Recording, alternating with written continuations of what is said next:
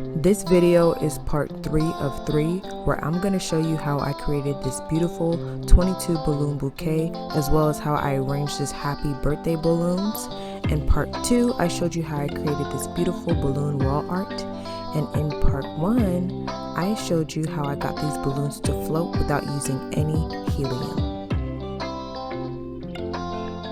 Welcome to Event Styles LLC, where we bring the style to your events.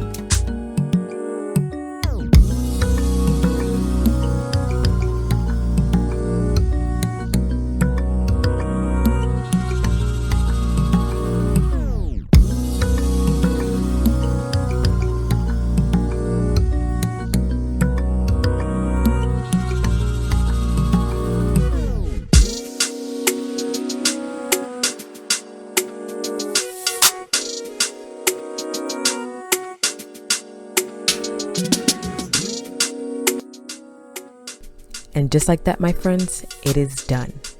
If you enjoyed this video, go ahead and give us a like. Comment down below what you think. Did you like it? Was a part too difficult for you? What would you do differently? And subscribe.